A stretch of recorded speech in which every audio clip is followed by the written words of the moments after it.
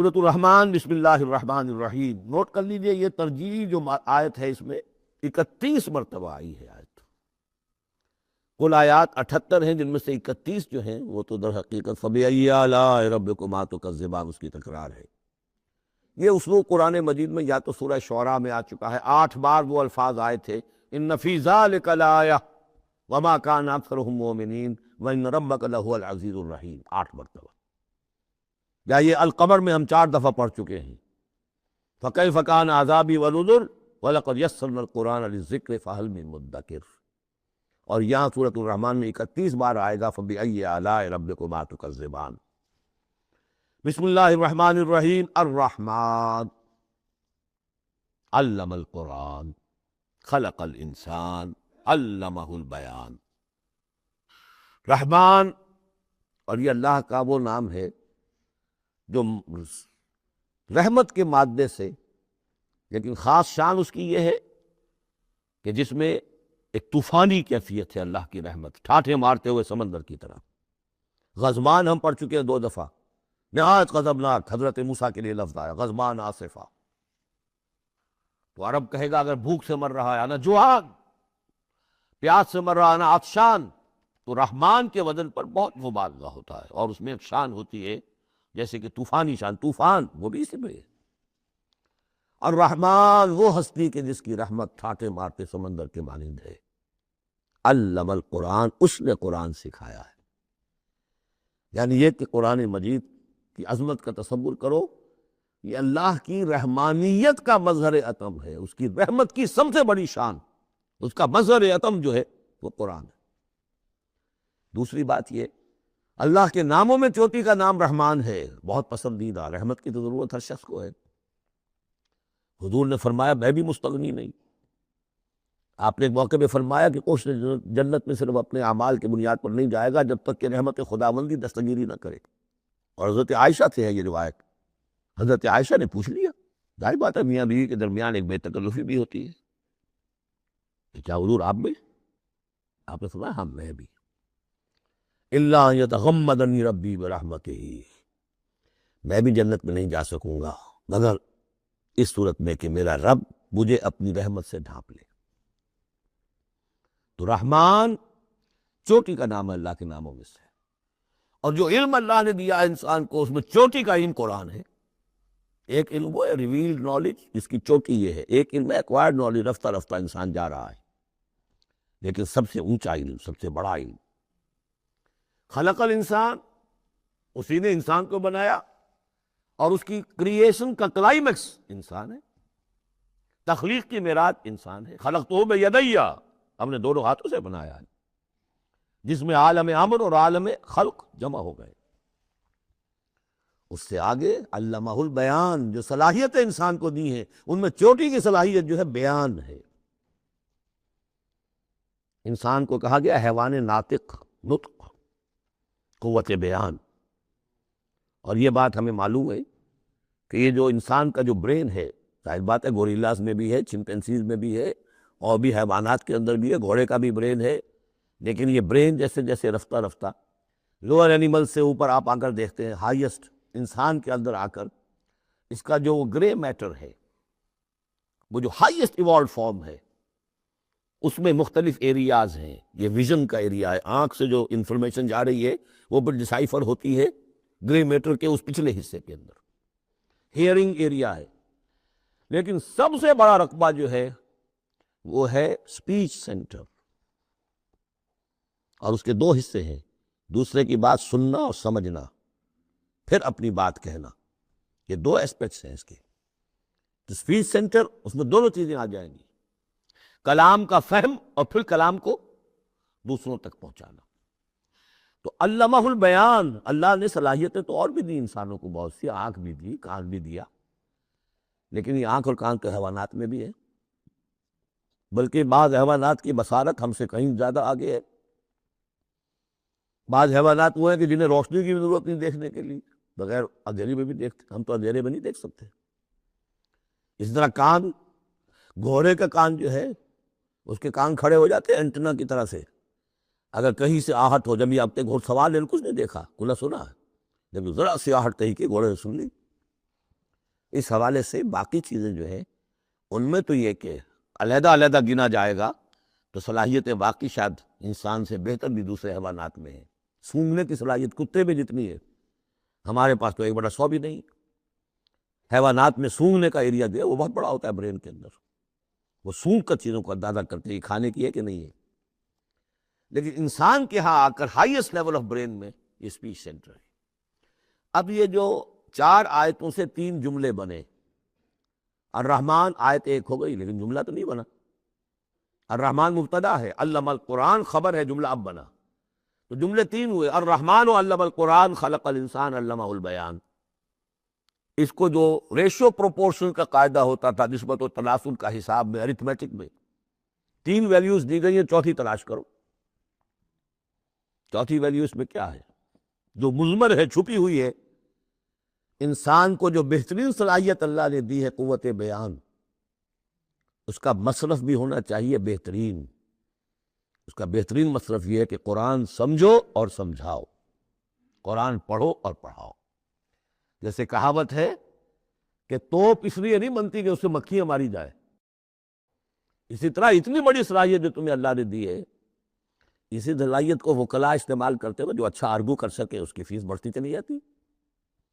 ڈیماگوگ کوئی لیڈر ہے، بڑی اچھی تقریر کر سکتا ہے، وہ مرنے مارنے پر جو ہے مجمع کو آمادہ کر دے گا، لوگوں کو آمادہ کر دے گا، وہ اپنی گردنیں کٹوا دیں گی، لیڈر بن جائے گا۔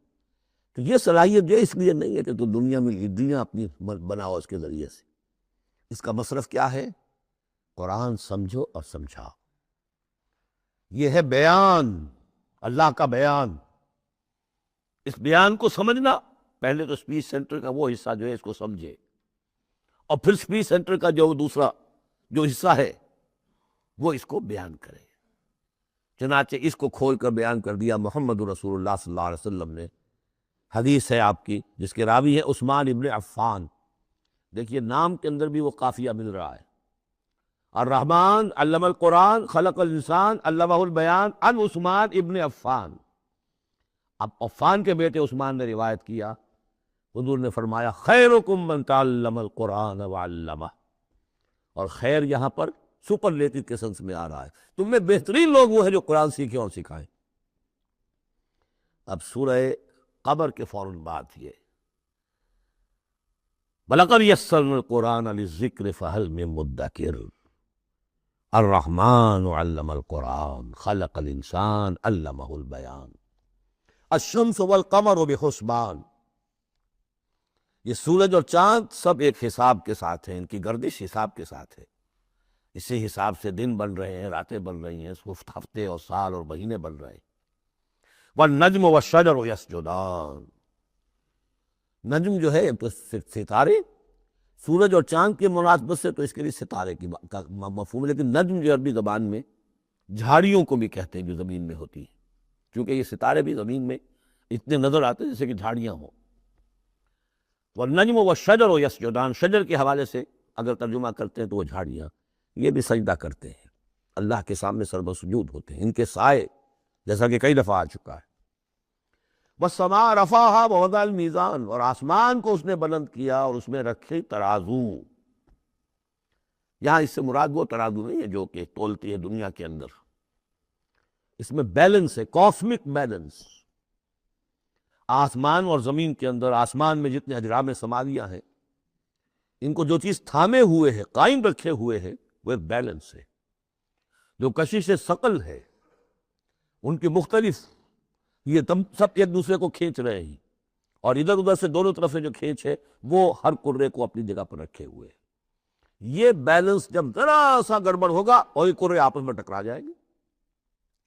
فاصلے کی کہیں تو ہوتا ہے conversely proportional to the distance, لہذا وہ جو گریویٹیشنل فورس ہے، اگر ایک طرف سے ذرا فاصلہ کم ہو گیا، اس کا مطلب دوسری طرف بڑھ گیا، تلپٹ ہو جائے گا۔ تو یہ کاسمک بیلنس ہے۔ وَالسَّمَاءَ رَفَعَهَا وَوَضَعَ الْمِيزَانَ أَلَّا تَطْغَوْا فِي الْمِيزَانِ، دیکھو اس میزان میں، اس توازن میں، یہ جو بیلنس ہے یہاں کا، اس میں کوئی کمی بیشی نہ کرو، بد زیادتی کرو۔ وَأَقِيمُوا الْوَزْنَ بِالْقِسْطِ وَلَا تُخْسِرُوا الْمِيزَانَ، اور قائم رکھو وزن کو قسط کے ساتھ، عدل کے ساتھ، اور اس کے اندر کہیں کوئی کمی نہ کرو، نہ تطغوا نہ تخسروا، نہ کمی نہ زیادتی۔ کہیں فاصلہ بڑھ جائے گا تب بھی خرابی، کہیں فاصلہ کم ہو جائے گا تب بھی خرابی۔ والارض وضعها للانام، الفاظ کی مناسبت سے بعض لوگوں نے سمجھا کہ ترازو ہی مراد ہے، تو ٹھیک ہے، اس میں کوئی حرج نہیں ہے اگر مراد دی جائے، لیکن ترتیب دیکھیے جس طرح یہ آ رہا ہے الشمس والقمر بحسبان۔ اب اس کے حوالے سے یہ گویا کہ کاسموس کی بات ہو رہی ہے، اس کاسموس کی بات کے بعد نیچے اتر کے والارض وضعها للانام، تدریجاً نیچے آ رہے ہیں، اور زمین کو ہم نے بنا دیا، رکھ دیا لوگوں کے لیے، پست کر دیا، ان کے قدموں میں بچھا دیا اپنی مخلوقات کے لیے، اور مخلوقات میں انسان بھی ہیں، جنات بھی ہیں۔ فیہا فاکہۃ، اس میں میوے ہیں، والنخل، اور کھجوریں ہیں، ذات الاکمام، جن پر کے غلاف چڑھے ہوتے ہیں، والحب ذو العصف، اور اناج ہے جس کے ساتھ بس بھی ہوتا ہے، والریحان، اس کے دو ترجمے ہیں، ایک تو یہ کہ اور خوشبودار پھول بھی ہیں، یا یہ کہ اور دوسری غذائیں بھی ہیں۔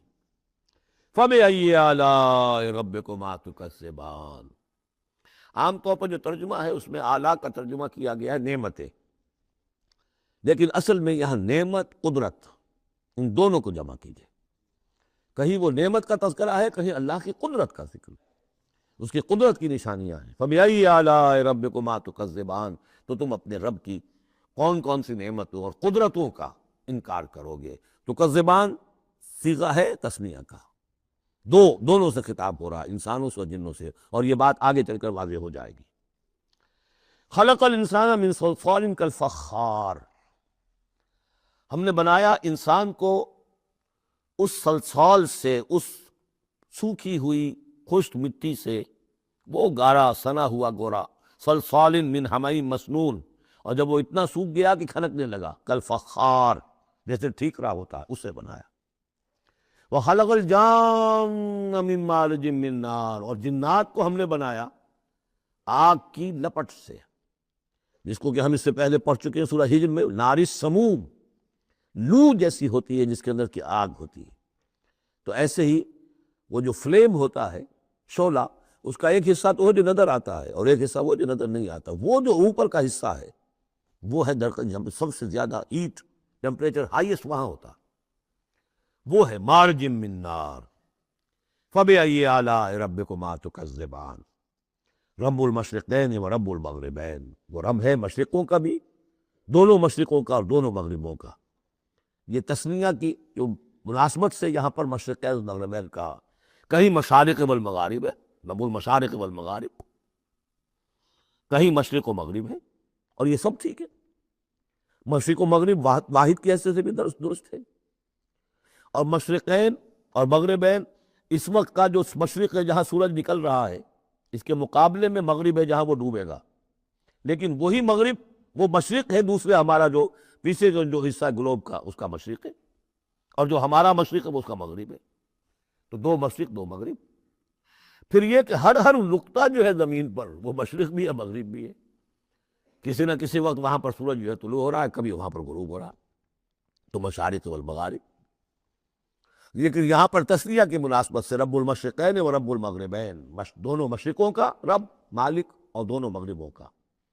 فَبِأَيِّ آلَاءِ رَبِّكُمَا تُكَذِّبَانِ، مَرَجَ الْبَحْرَيْنِ يَلْتَقِيَانِ، اس نے چلا دیے دو دریا جو آپس میں ملے ہوئے بھی ہیں، بَيْنَهُمَا بَرْزَخٌ لَا يَبْغِيَانِ، لیکن ان کے مابین ایک ایسا پردہ حائل ہے کہ وہ ایک دوسرے میں گھستے نہیں ہیں، داخل نہیں ہوتے، اپنی حد کے اندر رہتے ہیں۔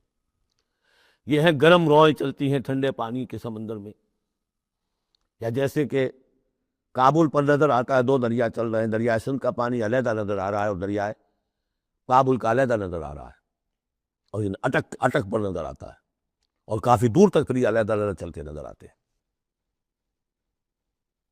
فَبِأَيِّ آلَاءِ رَبِّكُمَا تُكَذِّبَانِ يَخْرُجُ مِنْهُمَا اللُّؤْلُؤُ وَالْمَرْجَانُ، اور ان دونوں سے نکلتے ہیں موتی بھی اور گونگے بھی۔ فَبِأَيِّ آلَاءِ رَبِّكُمَا تُكَذِّبَانِ وَلَهُ الْجَوَارِ الْمُنشَآتُ فِي الْبَحْرِ كَالْأَعْلَامِ، اور اس کے لیے ہی ہے، اللہ ہی کی ملکیت ہے وہ پہاڑ جیسے جہاز، جوار المنشآت جو اونچے کھڑے رہتے ہیں اور سمندر میں ایسے ہوتے ہیں جیسے پہاڑ۔ پچھلے زمانے میں بھی تو اگرچہ بادبانی ہوتے تھے لیکن جب بادبان کھل جاتے تھے تو بڑی اونچی اونچی جو ہے بادبان ہوتے تھے ان کے، پہاڑ کی طرح، پہاڑی ہے چھوٹی چھوٹی. اور آج جو کچھ چلتے ہیں بڑے بڑے جہاز، ان کو تو دیکھیں تو واقعی تو وہ پہاڑ ہوتے ہیں سمندر میں. فَبِأَيِّ آلَاءِ رَبِّكُمَا تُكَذِّبَانِ کل من علیہا فان. اب یہ جو یہاں آئی ہیں اب تک آیات، اللہ کی صنائی، اللہ کی قدرت نوٹ کریں گے جب ہم سورہ واقعہ پڑھیں گے. پہلے آیا ذکر قرآن، اس کی عظمت، اور اس کا جو ایک مضمر ہے چیز کہ انسان کو اس قرآن کی عظمت اور فضیلت کو سمجھ کر اگر اللہ نے، وہ جو شعر علامہ اقبال کا، اگر یک قطرہ خون داری اگر مشتے پرے داری بیا با من تو آ موزم طریق شاہ بازی را. اگر تمہارے جسم میں کوئی قطرہ خون ہے اور کوئی مٹھی بھر پر بھی تمہیں دے رکھے ہیں، اے چڑیا اے بیا، آؤ کہ میں تمہیں شاہ بازی کے طریقے سکھاؤں. اسی طریقے سے اگر تمہیں بولنے کی صلاحیت دی ہے اللہ نے تو اس کا مصرف کیا ہے؟ خیرکم من تعلم القرآن وعلمہ. سمجھنے کی صلاحیت دی ہے، قرآن سمجھو. بیان کرنے کی صلاحیت دی ہے، بیان کرو قرآن کو. پھر یہ کہ اللہ تعالیٰ کی تخلیقی قوت، اس کا تذکرہ ہوا. وہاں آپ دیکھیں گے یہ بالکل الٹی یہی ترتیب ہوگی. آخر میں قرآن مجید کی عظمت، اس سے پہلے اللہ کی تخلیقی عظمت، اللہ کی یہی جو اعلیٰ ہے. اس کے بعد اب پہلے جہنم والوں کا تذکرہ یہاں ہو رہا ہے، وہاں بعد میں ہوگا. فرمایا کل من علیہا فان، جو بھی ہے اس زمین پر جو بھی مخلوقات ہیں سب فنا ہونے والی ہے. وَيَبْقَى وَجْهُ رَبِّكَ ذُو الْجَلَالِ وَالْإِكْرَامِ. باقی تو رہے گا صرف تیرے رب کا منہ، تیرے رب کا چہرہ، جو بہت بزرگی والا ہے اور بہت عظمت والا ہے. اب یہ کہ اللہ کا چہرہ ہم کیا اس کو نہیں سمجھ سکتے، آیات متشابہات میں سے ہوگا. جو اس کا مفہوم سمجھیں گے وہ یہ ہے اللہ کی ذات باقی، باقی سب چیز اللہ تعالیٰ کے سوا سب فانی، پوٹینشلی سب فانی ہے. اپنے طور پر سب کسی کا وجود جو ہے اپنے بل پر قائم نہیں ہے. اللہ جب تک قائم رکھے تو در حقیقت وہ خود اپنے بل پر قائم نہیں ہے، وہ تو اللہ تعالیٰ نے ان کو قائم رکھا ہوا ہے. کل من علیہا فان، اللہ باقی من کل فان، اللہ ہی باقی ہے، باقی تمام فانی ہے. وَيَبْقَى وَجْهُ رَبِّكَ ذُو الْجَلَالِ وَالْإِكْرَامِ فَبِأَيِّ آلَاءِ رَبِّكُمَا تُكَذِّبَانِ يَسْأَلُهُ مَنْ فِي السَّمَاوَاتِ وَالْأَرْضِ. جو بھی ہے آسمان اور زمین میں وہ سب اس کے در کے سوالی ہیں، اسی سے مانگ رہے ہیں. وجود بھی ملا ہے اسی سے، حیات کسی کے پاس ہے دی ہوئی ہے اسی کی، کوئی صلاحیت ہے تو دی ہوئی ہے اسی کی، کوئی ذہانت ہے تو دی ہوئی ہے اسی کی. روز کا رزق جو آ رہا ہے اسی کا عطا کرنا. ہر ایک سائل ہے. جو سورہ محمد میں ہم نے پڑھا کہ تم سب فقراء ہو واللہ هو الغنی وانتم الفقراء، تم سب کے سب محتاج ہو، تمہارا وجود مستعار، تمہاری حیات مستعار. تمہیں علم جو دیا اس نے دیا جتنا دیا. ولا یحیطون بشیء من علمہ الا بما شاء. تو تمہاری کیفیت یہ ہے. یسألہ من فی السماوات والارض، اسی سے مانگتا ہے جو بھی ہے آسمانوں میں اور زمین پہ. کل یوم ہوا فی شان، وہ ہر دن ایک شغل میں ہے، اس کی ایک مصروفیت ہے. یا میرے نزدیک اشارہ ہے اسی بات کی طرف، یدبر الامر من السماء الی الارض ثم یعرج الیہ فی یوم کان مقدارہ الف سنۃ مما تعدون. تدبیر امر ہے، ایک دن کی تدبیر وہ کرتا ہے. کیا کچھ حاجت ہے، وہ ایک دن اس کا 1000 سال کا ہے. اس میں کیا کیا ہونا ہے، کس طرح سے ہونا ہے. پھر وہ احکام کی تنفیذ ہوتی ہے، پھر اس کی رپورٹ ہے، اس کو واپس جاتی ہے. تو کل یوم ہوا فی شان، وہ کوئی ایک یوں سمجھیے کہ کوئی اسٹیٹک کوئی حقیقت نہیں ہے، خود اس کی مصروفیات. کل یوم ہوا فی شان، نئی شان کے ساتھ اس کا ظہور ہوتا ہے. کل یوم ہوا فی شان فبأی آلاء ربکما تکذبان سنفرغ لکم ایھا الثقلان. اب یہاں پر کھل کر بات کی کہ یہ تکذبان کیوں کہا جا رہا ہے. ہم جلد ہی فارغ ہو جائیں گے تمہارے لیے، اے دو بھاری قافلوں، اے انسانوں کا قافلہ اور اے جنات کے قافلے. ابھی جو ہے اس کائنات کو ہم نے چلایا ہوا ہے، ابھی مہلتیں ہم نے دے رکھی ہیں، وقت مقرر کیا ہوا ہے، اجل مسمیٰ ہے اس کائنات کی بھی اور ہر قوم کی بھی. لکل امت اجل، ہر امت کے لیے بھی ایک اجل ہے، ہر ایک فرد کی اجل ہے، وہ سب ہے، لیکن القریب ہم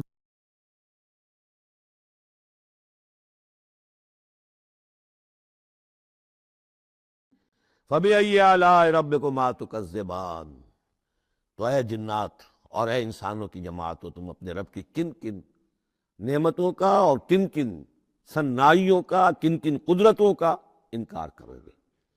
یا معاشر الجن والانس ان استطعتم ان تنفذوا من اقطار السماوات والارض فانفذوا لا تنفذون الا بسلطان فبأي آلاء ربكما تكذبان يرسل عليكما شواظ من نار ونحاس فلا تنتصران فبأي آلاء ربكما تكذبان۔ صدق اللہ العظیم۔ کیونکہ اس سے پہلے آیت آ چکی ہے سَنَفْرُغُ لَكُمْ أَيُّهَا الثَّقَلَانِ۔ دو بھاری قافلے جو ہیں اللہ تعالیٰ کی مخلوقات میں سے، ایک قافلہ انسانیت اور ایک قافلہ جو جنوں پر مشتمل ہے۔ اب یہاں اس آیت میں، آیت نمبر 33 میں براہ راست ان سے خطاب ہے، اے گروہ جن اور اے گروہ انس، یا معاشر الجن والانس ان استطعتم، اگر تمہارے اندر استطاعت ہے، طاقت رکھتے ہو، ان تنفذوا من اقطار السماوات والارض، کہ تم نکل بھاگو آسمانوں اور زمین کے دائروں سے، کناروں سے، تنفذوا تو نکل جاؤ، لا تنفذون الا بسلطان، نہیں نکل سکو گے مگر اللہ تعالیٰ کی سرعت کے ساتھ۔ یہ آیت مبارکہ مشکلات القرآن میں سے ہے، پوری طرح ہم شاید ابھی نہ سمجھ پائیں جب تک کہ اور ہمارا علم جو ہے کائنات کے بارے میں، کاسموس کے بارے میں اور علم بڑھ نہیں جاتا، لیکن یہ کہ عام طور پر یہ سمجھا گیا ہے کہ یہ انسان اور جن جو ہیں ایک حد تک ان کی رسائی ہے اس کائنات کے اندر، اس سے آگے نہیں۔ جیسے کہ آ چکا ہے، میں پہلے بھی بیان کیا ہے کہ جنات کے لیے غالباً یہ ہمارا جو سولر سسٹم ہے، یہ پورا جو ہے یہ ان کی جولان گاہ ہے، اس میں یہ جائیں جدھر جائیں چلے جائیں، اس سے آگے نہیں۔ انسانوں کا معاملہ یہ ہے کہ وہ اس کے اندر بھی جو بھی فاصلہ طے کرتے ہیں، وہ ظاہر بات ہے کہ وہ اس کے لیے مشینیں ایجاد کر کے جہاں تک جا رہے ہیں، لیکن اس پورے سولر سسٹم تک بھی ان کی رسائی ممکن نہیں ہوگی۔ لیکن یہ کہ ایک گمان میرا ہے جو میں آپ کے سامنے پیش کر رہا ہوں کہ قرآن مجید جب آسمانوں اور زمین کی بات کرتا ہے تو وہ مراد ہوتی ہے کل کائنات، کل یونیورس، اور کل یونیورس کے کناروں سے نکل بھاگنا، اس کے کیا معنی ہے؟ اس کے معنی یہ ہے معدوم ہو جانا، یعنی یہ کہ جہنم میں پڑنے والے چاہیں گے کہ ہم معدوم ہو جائیں۔ کاش کہ جیسا کہ ہم نے پڑھا تھا سورہ نساء میں، فَكَيْفَ إِذَا جِئْنَا مِن كُلِّ أُمَّةٍ بِشَهِيدٍ وَجِئْنَا بِكَ عَلَىٰ هَٰؤُلَاءِ شَهِيدًا۔ اس روز انسان چاہیں گے کہ اس طرح زمین شق ہو جائے، وہ اس میں دھس جائے اور زمین اوپر سے برابر کر دی جائے، یہ تو ہوگا یوم الحساب کو۔ لیکن سوال یہ ہے کہ من اقطار السماوات والارض، تمام آسمانوں اور زمین کے کناروں سے نکل بھاگنا، معدوم ہونا، یہ بھی بس میں نہیں ہے۔ اللہ کے اذن سے ہی ہم بنے ہیں، ہمیں وجود عطا ہوا ہے، اور اللہ ہی کا اختیار ہے جو ہمیں معدوم کر سکتا ہے۔ اب لاکھ چاہیں کہ معدوم ہو جائیں، معدوم نہیں ہو سکتے، یہ بھی ہمارے اختیار سے باہر ہے۔ اذن رب ہی ہو تو ہم معدوم ہوں، بغیر اذن رب۔ یہاں پر ویسے جو اللہ بسلطان، اللہ کا حکم، اللہ کی مرضی، اللہ کی سند، اس طرح کی کوئی بات ہے، اگرچہ عام طور پر بات وہ سمجھی گئی ہے جو پہلے میں نے بتایا، میرا گمان یہ ہے، واللہ عالم۔ بہرحال مشکلات القرآن میں سے ہے۔ فَبِأَيِّ آلَاءِ رَبِّكُمَا تُكَذِّبَانِ، تو تم اپنے رب کی کن کن نعمتوں اور کن کن صنائیوں اور کاریگریوں اور کن کی قدرتوں کا انکار کرو گے۔ یُرْسَلُ عَلَيْكُمَا شُوَاظٌ مِّن نَارٍ، تم پر پھینکے جائیں گے شعلے بھڑکتے ہوئے آگ کے، وَنُحَاسٌ، اور دھواں ملا ہوا، وہ آگ جس میں کہ دھواں ملا ہوا ہو، فَلَا تَنتَصِرَانِ، تو تم بدلہ نہیں لے سکو گے۔ فَبِأَيِّ آلَاءِ رَبِّكُمَا تُكَذِّبَانِ، فَإِذَا انشَقَّتِ السَّمَاءُ، جب آسمان پھٹ جائے گا، فَكَانَتْ وَرْدَةً كَالدِّهَانِ، تو ایسے ہو جائے گا گلابی رنگ کا جیسے کہ تیل کی تلچھٹ ہوتی ہے۔ جب تیل کو صاف کیا جاتا ہے تو اس کے نیچے جو تلچھٹ رہ جاتی گلابی رنگ کی۔ فَبِأَيِّ آلَاءِ رَبِّكُمَا تُكَذِّبَانِ فَيَوْمَئِذٍ لَا يُسْأَلُ عَنْ ذَنبِهِ إِنسٌ وَلَا جَانٌ، تو اس روز کوئی پوچھنے کی ضرورت نہیں ہوگی ان کے گناہوں کے بارے میں، نہ انسانوں سے نہ جنوں سے۔ اللہ تعالیٰ پوچھے گا، حساب کتاب بھی ہوگا، لیکن یہ کہ اپنی جگہ پر ہر ایک کے چہرے پر لکھا ہوگا اس کا انجام۔ بل الانسان علی نفسہ بصیرہ، چنانچہ کئی جگہ قرآن مجید میں نقشہ کھینچا گیا ہے، میدان قیامت میں جب لوگ کھڑے ہوں گے، کچھ لوگوں کے چہرے تر و تازہ ہوں گے، کچھ لوگوں کے اوپر مردنی چھائی ہوئی ہوگی۔ جس کی مثال بہترین ہوتی ہے ہائی سکولز کے اندر، ہر سال جب ڈکلیئر کرتے ہیں امتحان، سالانہ امتحان کا نتیجہ، تو جب کھڑے ہوتے ہیں طالب علم سننے کے لیے، تو بعض لوگوں کے چہروں کے اوپر لکھا ہوتا ہے کہ یہ فیل ہونے، اس لیے کہ انہیں معلوم ہے لکھ کر کے آئے تھے ہم، اور بعض کے چہرے تر و تازہ ہوتے ہیں، انہیں اگر فکر ہوتی ہے تو اس کی کہ میں فرسٹ آتا ہوں یا نہیں آتا، بس اس کی تشویش ہو سکتی ہے، لیکن یہ کہ انہیں کوئی اندیشہ یہ نہیں ہوتا کہ وہ فیل ہو جائیں گے۔ تو فَيَوْمَئِذٍ لَا يُسْأَلُ عَنْ ذَنبِهِ انسٌ وَلَا جان، اس دن پوچھا جانا ضروری نہیں ہوگا کسی سے بھی، نہ جن سے نہ انس سے، ان کے گناہ کے بارے میں۔ فَبِأَيِّ آلَاءِ رَبِّكُمَا تُكَذِّبَانِ يُعْرَفُ الْمُجْرِمُونَ بِسِیمَاهُمْ، پہچان لیے جائیں گے مجرم اپنے چہروں سے، چہرے ان کے اترے ہوئے ہوں گے، انہیں تو معلوم ہوگا۔ یعرف المجرمون بسیماہم فیؤخذ بالنواصی والاقدام، پھر ان کو پکڑا جائے گا ان کی پیشانی کے بالوں سے اور پاؤں سے، یعنی ہر ایک کو کوئی فرشتہ جو ہے وہ ادھر سے اس کی پیشانی کے بال پکڑے گا اور ادھر سے اس کی ٹانگیں پکڑ کر ٹاس کرے گا اسے۔ فَبِأَيِّ آلَاءِ رَبِّكُمَا تُكَذِّبَانِ هَٰذِهِ جَهَنَّمُ الَّتِي يُكَذِّبُ بِهَا الْمُجْرِمُونَ، جب پھینکا جائے گا اسے جہنم، یہ ہے وہ جہنم کہ جس کو جھٹلاتے رہے تھے وہ لوگ کہ جو جھٹلانے والے تھے۔ هَٰذِهِ جَهَنَّمُ الَّتِي يُكَذِّبُ بِهَا الْمُجْرِمُونَ، جسے مجرم گناہ گار جھٹلاتے رہے۔ یطوفون بینہا وبین حمیم آن، اب وہ چکر لگاتے رہیں گے، اس آگ سے نکلیں گے، پانی پینا چاہیں گے تو وہ پانی کھولتا ہوگا، حمیم آن، کھولتے پانی کے اور اس آگ کے درمیان۔ فَبِأَيِّ آلَاءِ رَبِّكُمَا تُكَذِّبَانِ، اب یہ تو اہل جہنم کا انجام ہے جو یہاں بیان ہو گیا۔ یہاں جنتیوں کے انجام سے پہلے ان کا بیان ہے، سورہ واقعہ میں پہلے جنتیوں کا بیان آئے گا اور پھر اہل جہنم کا بیان آئے گا، ترتیب عکسی۔ وَلِمَنْ خَافَ مَقَامَ رَبِّهِ جَنَّتَانِ، اور جو بھی اپنے رب کے حضور میں کھڑے ہونے سے ڈرتا رہا، لرزا و ترسا رہا، اس کے لیے دو جنتیں ہیں۔ یہ دو جنتیں کیوں کہی گئی؟ اس کے لیے جو توجیہ میری سمجھ میں آئی ہے اس میں مجھے خاصا اطمینان ہے، انشراح ہے، کہ جنتیں جو جنوں کے لیے ہوں گی وہ علیحدہ جنت ہے، انسانوں کے لیے علیحدہ ہے۔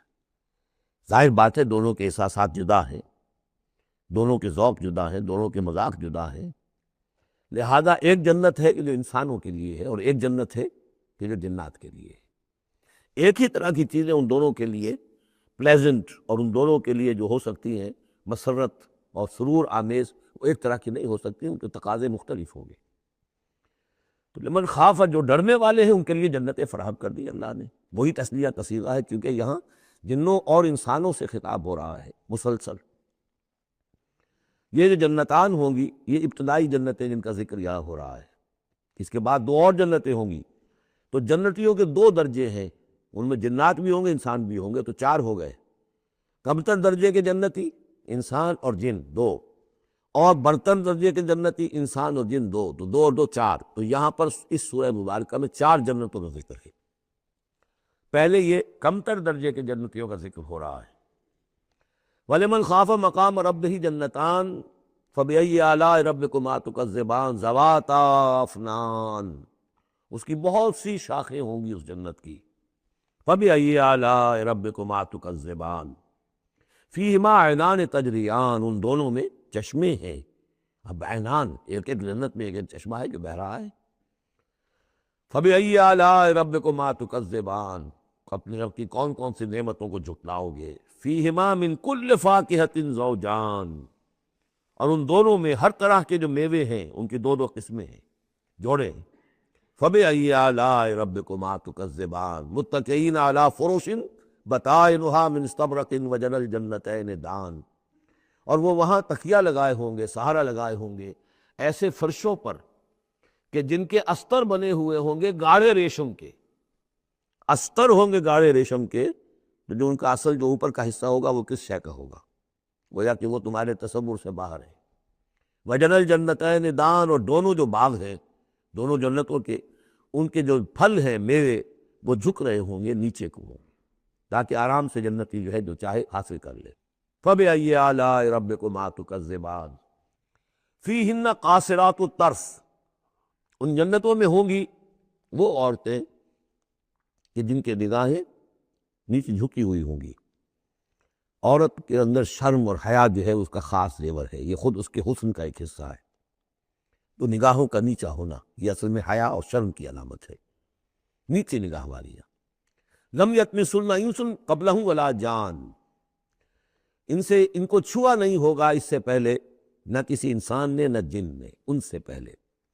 یعنی ظاہر بات ہے کہ جو جنوں کی جنت ہے اس میں ان کی مناسبت سے ان کے لیے بیویاں ہوں گی، اور جو مردوں کی انسانوں کی جنت ہے ان کے لیے ان کی مناسبت سے ہوں گی، اور وہ جو ہوں گی جو جنت جو جنات کی ہے ان میں جو بھی ان کے لیے ہوں گی ان کی بیویاں انہیں بھی کسی جن نے پہلے چھوا نہیں ہوگا، اور اسی طرح انسانوں کے لیے جو جنت ہوگی اس میں جو ان کو بیویاں دی جائیں گی ان کو کسی انسان نے کبھی نہیں چھوا ہوگا۔ فَبِأَيِّ آلَاءِ رَبِّكُمَا تُكَذِّبَانِ كَأَنَّهُنَّ الْيَاقُوتُ وَالْمَرْجَانُ، وہ جو ہوں گی بیویاں دی جائیں گی ان جنتوں میں وہ ایسے ہوں گی جیسے لال اور مونگے۔ فَبِأَيِّ آلَاءِ رَبِّكُمَا تُكَذِّبَانِ هَلْ جَزَاءُ الْإِحْسَانِ إِلَّا الْإِحْسَانُ، کیا احسان کا، بھلائی کا، نیکی کا بدلہ احسان اور بھلائی کے سوا بھی کچھ ہو سکتا ہے؟ ان لوگوں نے اللہ کے لیے، اللہ کے دین کے لیے، اللہ کے احکام کی پابندی میں جو کچھ بھی انہوں نے محنتیں کی، کوششیں کی، اب ظاہر بات ہے کہ اللہ تعالیٰ کو اس کا بدلہ انہیں دینا ہے انہی صورتوں میں۔ وَمِن دُونِهِمَا جَنَّتَانِ، اور ان سے پرے دو جنتیں اور ہیں۔ اب اس میں مفسرین کے مختلف اقوال ہیں، پہلی جنتیں کن کی ہیں، دوسری جنتیں کن کی ہیں، اس لیے کہ اس کے لیے دو الفاظ جو آئیں گے سورہ واقعہ میں آئیں گے کہ ایک اصحاب الیمین ہے اور ایک مقربون ہے۔ ایک وہ ہے جو آگے اللہ کے بہت ہی مقرب بارگاہ ہو جاتے ہیں، اولئک المقربون، اور ایک وہ ہے کہ جو داہنے والے ہیں، اور ایک ہے شمال والے۔ تو ایک تو ہے بنیادی یہ گمراہ تھے، یہ جہنمی، یہ نیک تھے، اور یہ جو ہے جنتی ہے، لیکن ایک ہے بہت آگے والے، فالسابقون السابقون اولئک المقربون، وہ لوگ جو آگے نکل جانے والے ہیں، وہ جو بلند تر نیکیوں والے ہیں، بلند تر مقامات والے ہیں۔ جیسے کہ سورہ توبہ میں ہم نے پڑھا تھا والسابقون الاولون من المہاجرین والانصار والذین اتبعوہم بإحسان، تو دو درجے ہو گئے تھے۔ تو اس طرح یہاں پر جو میرے نزدیک پہلی جنتوں کا تذکرہ جو ہے وہ در حقیقت ہے جو کم تر جنتی ہیں، اصحاب الیمین، اور اب جو تذکرہ ہو رہا ہے وہ ہے جنت ان کی کہ جو مقربین بارگاہ ہیں، سابقین۔ وَمِن دُونِهِمَا جَنَّتَانِ، اور ان دونوں کو پرے اور دو جنتیں ہوں گی۔ فَبِأَيِّ آلَاءِ رَبِّكُمَا تُكَذِّبَانِ، یہ بھی دو ہوگی، ایک جنات کے لیے اور ایک انسانوں کے لیے۔ مُدْحَامَّتَانِ، بڑے گہرے سبز رنگ کی جنتیں ہوں گی، سبز کاہی جسے ہمارے ہاں کہا جاتا ہے، گہرا سبز، سیاہی مائل سبز، اتنی گہرا سبز ہو کہ سیاہی مائل ہو جائے۔ یہ میں ابھی عرض کروں گا، اس کی ایک خاص پس منظر ہے۔ فَبِأَيِّ آلَاءِ رَبِّكُمَا تُكَذِّبَانِ فِيهِمَا عَيْنَانِ نَضَّاخَتَانِ، اس میں دو چشمے ہیں ابلتے ہوئے۔ فَبِأَيِّ آلَاءِ رَبِّكُمَا تُكَذِّبَانِ فِيهِمَا فَاكِهَةٌ وَنَخْلٌ وَرُمَّانٌ، اس میں میوے ہیں، کھجوریں ہیں، انار ہیں۔ فَبِأَيِّ آلَاءِ رَبِّكُمَا تُكَذِّبَانِ، یہ یوں سمجھیے کہ ایک تو ہے خالص عربی ذوق، اور عرب کا جو ایک خاص ماحول تھا، اور خاص طور پر عرب کا وہ علاقہ جس میں قرآن نازل ہوا ہے، حجاز، پہاڑی علاقہ ہے، اس میں جب آتے تھے چشمے اور جب بہہ جاتی تھی وادیاں تو ابلتی ہوئی پہاڑی چونکہ چشمے جیسے ہوتے ہیں، پہاڑی نالے، تو ان کے اندر جوش و خروش ہوتا ہے۔ اور دوسرے کہ وہاں پر جو باغات ہوتے تھے کھجور کے درخت، اور وہاں پر وہ سبزی جو رنگ ہے ان کا وہ سبزی مائل گہرا، اور اسی کے اندر پھر جو چھاؤں ہے، تو جو ان کا تصور ہے ایک عربی ذوق ہے، ایک عجمی ذوق ہے۔ وہ عجمی ذوق ہے جو پہلے بیان ہوا ہے، عربی ذوق ہے جو اب بیان ہو رہا ہے۔ فِيهِمَا فَاكِهَةٌ وَنَخْلٌ وَرُمَّانٌ، اب یہ چیزیں جو ہیں یہ عرب کے اندر کھجوریں ہیں، انار ہے۔ فَبِأَيِّ آلَاءِ رَبِّكُمَا تُكَذِّبَانِ فِيهِنَّ خَيْرَاتٌ حِسَانٌ، اس میں ہوں گی بہت ہی اچھی عورتیں، نہایت خوبصورت۔ فَبِأَيِّ آلَاءِ رَبِّكُمَا تُكَذِّبَانِ حُورٌ مَقْصُورَاتٌ فِي الْخِيَامِ، اب یہاں حور کا لفظ آیا، پہلے میں نہیں آیا ہے۔ پہلے میں یہ تو آیا ہے فِيهِنَّ قَاصِرَاتُ الطَّرْفِ لَمْ يَطْمِثْهُنَّ إِنسٌ قَبْلَهُمْ وَلَا جَانٌ، لیکن لفظ حور یہاں آیا ہے۔ اسی کو نوٹ کریں گے کہ سورہ واقعہ میں بھی ایک کے ساتھ حور کا لفظ آئے گا، دوسرے کے ساتھ نہیں۔ حور مقصورات فی الخیام، اب یہ بھی عرب پس منظر ہے، خیموں میں رہنے والے وہ حوریں کہ جو خیموں میں رکی رہنے والی ہوں گی۔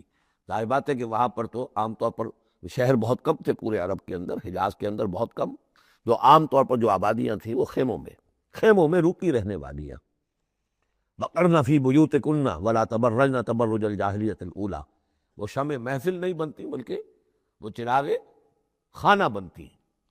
حور مقصورات فی الخیام فبأی آلاء ربکما تکذبان لم یطمثہن انس قبلہم ولا جان، نہیں انہیں چھوا ہوگا ان سے پہلے نہ کسی انسان نے اور نہ کسی جن نے۔ یہ ان دونوں کے میرے نزدیک اللہ تعالیٰ جنات کی جو جنت ہے ان میں جو ان کے لیے عورتیں اور بیویاں فراہم کی جائیں گی انہیں کسی جن نے نہیں چھوا ہوگا ان سے پہلے، اور جو انسانوں کے لیے جنت ہوگی وہاں جو انہیں بیویاں دی جائیں گی اور حوریں دی جائیں گی انہیں کسی انسان نے نہیں چھوا ہوگا۔ فَبِأَيِّ آلَاءِ رَبِّكُمَا تُكَذِّبَانِ مُتَّكِئِينَ عَلَىٰ رَفْرَفٍ خُضْرٍ وَعَبْقَرِيٍّ حِسَانٍ، وہ تکیہ لگائے بیٹھے ہوئے ہوں گے سب مسندوں پر اور بڑے قیمتی نفیس بچھونوں پر۔ فَبِأَيِّ آلَاءِ رَبِّكُمَا تُكَذِّبَانِ تبارک اسم ربک ذی الجلال والاکرام، بہت بابرکت ہے نام تیرے رب کا جو بہت ذی الجلال بڑائی والا ہے اور اکرام عظمت والا ہے۔ اب اس میں آپ نے دیکھا نبی، رسول، کتاب، کسی کا کوئی تذکرہ نہیں، اللہ اور آخرت، جنت اور دوزخ، باقی اللہ کی کریٹو جو اس کی ایکٹیویٹی ہے، آیات آفاقیہ، آیات انفسیہ، تذکیر بآلاء اللہ، ان کا ذکر ہے۔ تو منفرد ہیں یہ صورتیں دونوں اس اعتبار سے، اور جوڑا ہونے کی وہ نسبت آپ کو بڑی نمایاں نظر آئے گی اس میں۔ وہ مضامین جو یہاں آئے ہیں ایک ترتیب سے، یہاں اس کی عکسی ترتیب سے۔